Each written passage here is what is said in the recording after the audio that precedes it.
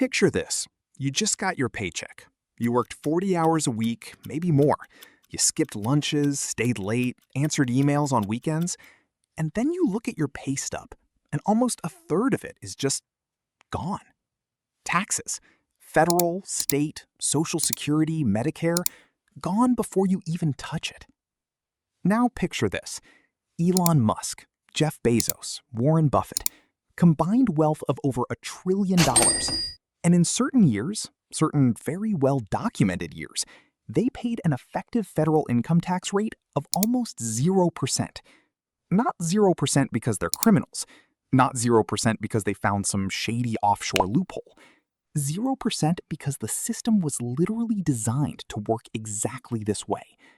And here's the thing that should make you genuinely angry. Not at them, but at the fact that nobody ever explained this to you. Because once you understand how this works, you can't unsee it. And more importantly, you can actually use some of these same principles yourself. So today, we're going to walk through exactly how the ultra-rich legally pay almost nothing in taxes, why the middle class carries the heaviest burden, and what you can actually do about it, starting right now. Let's start with a number. In 2021, ProPublica obtained leaked IRS data, actual tax records, and published what became one of the most explosive financial investigations in recent history. They found that between 2014 and 2018, the 25 wealthiest Americans paid a true tax rate of just 3.4%. 3.4. The average American worker pays somewhere between 22 and 37% in federal income tax alone. So you, working a regular job, are paying 10 times the tax rate of the people who own everything. How is that even possible? How is it legal? And why does nobody talk about it? Here's the thing. The entire tax system is built around one simple idea. It taxes income, money you earn by working. Salary, wages, bonuses, all of it gets hit with ordinary income tax rates, which go all the way up to 37% at the top. And for most people, that's the only kind of money they ever make. You work, you earn, you get taxed, repeat until retirement. But here's what the ultra-rich figured out a long time ago. You only get taxed when you earn money or when you sell something. What if you never sold anything? What if instead of selling your assets to get cash, you just borrowed against them? This is the strategy, and it has a name. It's called buy, borrow, die. And I want you to really sit with this, because once you understand it, your entire understanding of how wealth works changes. Here's how it works. Let's say you're Jeff Bezos. You own $100 billion worth of Amazon stock. That stock is worth $100 billion on paper, but it's not income. You didn't earn it last Tuesday. You built a company, the stock went up, and now that wealth sits there. As long as you don't sell the stock, you owe zero tax on it. None. The IRS cannot touch unrealized gains. So now, Jeff needs cash. He wants to buy a yacht. He wants a new house. He wants to fund a space company. Does he sell his Amazon stock? No, because the moment he sells, he triggers a taxable event and owes capital gains tax, which is still lower than income tax, by the way, but we'll get to that.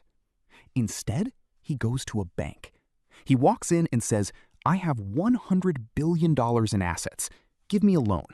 And the bank says, "Absolutely, sir.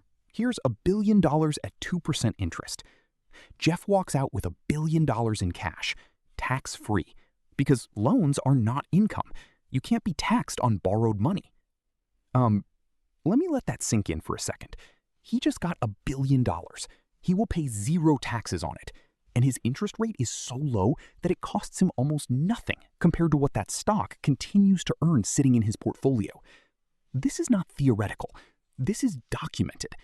Bloomberg reported in 2021 that the wealthiest Americans borrow against their fortunes at a massive scale, with portfolios worth hundreds of billions used as collateral for low-interest loans worth billions more. Now, you might be thinking, okay, but eventually he has to pay the loan back, right? And that's where the die part of buy, borrow, die comes in. And this is the part that should genuinely blow your mind. In the United States, when you die, your assets get what's called a stepped-up basis.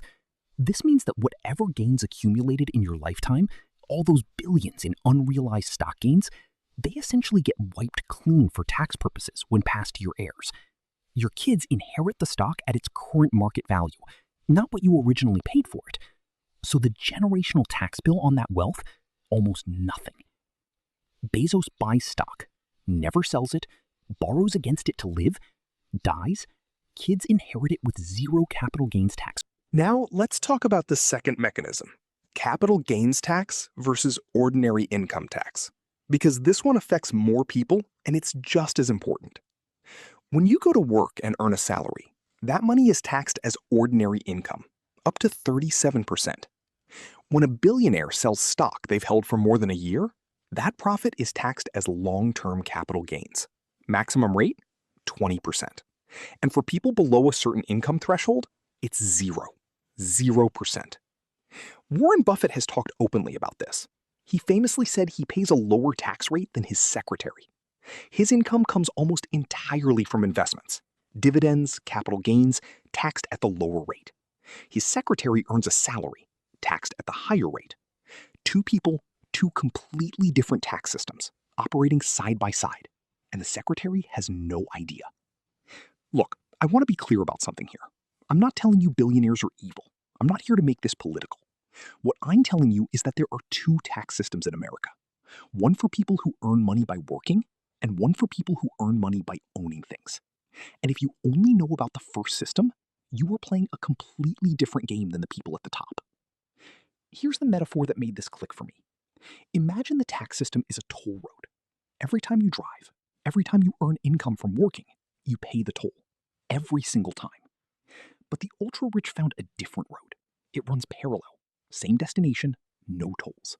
It's called the investment road. And it has been there the whole time. You just weren't told about it. Now, here's where I stop just making you frustrated and start actually helping you. Because some of these strategies, scaled down, are available to you right now. And most people never use them. Number 1. Maximize your tax-advantaged accounts.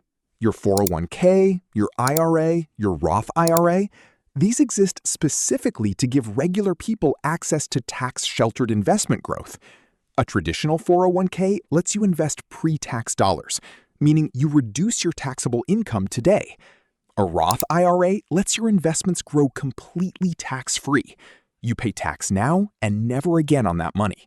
This is the closest thing the middle class has to the Billionaires playbook. And according to Vanguard's 2023 report, 30% of eligible employees don't contribute enough to get their full employer match. That's free money being left on the table. Number 2, understand capital gains. If you are investing in a taxable brokerage account, hold your positions for at least 1 year before selling. The difference between short-term capital gains, taxed as ordinary income, and long-term capital gains, taxed at 0, 15, or 20%, depending on your income, can be enormous. This is the same mechanism the ultra-rich use. You can access it too. Number 3, learn about tax loss harvesting. If you have investments that have lost value, you can sell them to realize a loss, use that loss to offset gains, and reduce your overall tax bill. This is a legitimate strategy used by sophisticated investors, and it's available to anyone with a brokerage account. Number 4, if you own a business or have any self-employment income, the tax code is dramatically more flexible. Business expenses, home office deductions, retirement accounts for self-employed individuals like SEP IRAs, these tools exist, and the people using them are keeping significantly more of what they earn. Here's the uncomfortable truth that I want to leave you with. The tax gap between the ultra-rich and the middle class is not an accident. It's not a glitch. It was built this way, maintained this way, and it continues because most people don't understand it well enough to demand change or to work within it intelligently. You just learned more about how the American tax system actually works than most adults will ever know. You understand buy, borrow, die. You understand the capital gains rate versus ordinary income. You understand why Warren Buffett pays less than his secretary and exactly how that's possible. The question is what you do with it. The people at the top didn't build wealth by working harder than you. They built it by understanding the rules of a game that most people don't even know they're playing. Now you know the rules. Start playing differently. If this opened your eyes, share it with someone who needs to see it. Drop a comment below. Tell me which part shocked you the most.